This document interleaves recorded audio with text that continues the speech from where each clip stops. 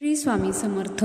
संत तुकाराम महाराज एक मोठे संत असले तरी पूर्वी एक सामान्य शेतकरी आणि व्यापारी होते.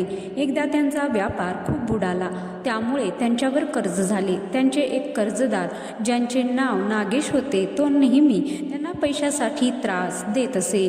तुकाराम महाराजांनी आपले सर्व हिशेबाचे कागद पाहिले.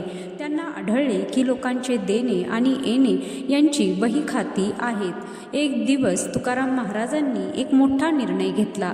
त्यांनी आपल्या पत्नीला जिजाईला म्हणजेच आवजीला विचारले, जिजाई, आपल्यावर नागेशचे कर्ज आहे ना? मी त्यांचे कर्ज लगेच फेडणार आहे. जिजाईला आनंद झाला, पण तुकाराम महाराजांनी एक वेगळीच गोष्ट केली.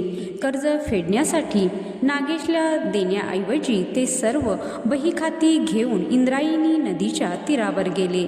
तुकाराम महाराजांनी नदीच्या पाण्यात ती बहीखाती बुडवून दिली आणि परमेश्वराची प्रार्थना केली, देवा, प्रपंचातील हे हिशेब आता तूच सांभाळ. यापुढे माझे चित्त फक्त तुझ्या नामातच रमणार.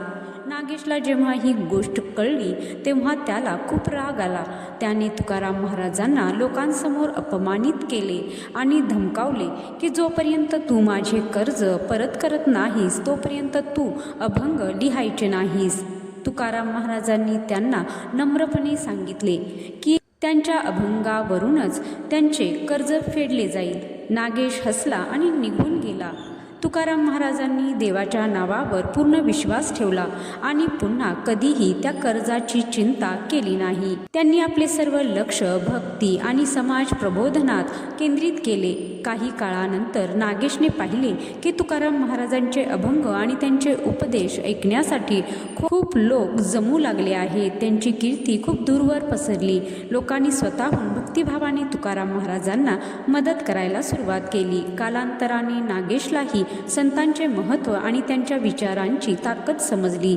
त्याने स्वतःहून तुकाराम महाराजांचे झालेले कर्ज माफ केले आणि तो स्वतः तुकाराम महाराजांचा शिष्य बनला. तर मंडळी, या कथेचा बोध हाच की संसारातील चिंता आणि अडचणी परमेश्वरावर सोपवून आपले कर्तव्य म्हणजे भक्ती कर्म दृढ विश्वासाने करत राहिल्यास परमेश्वर नक्कीच आपल्याला योग्य मार्ग दाखवतो.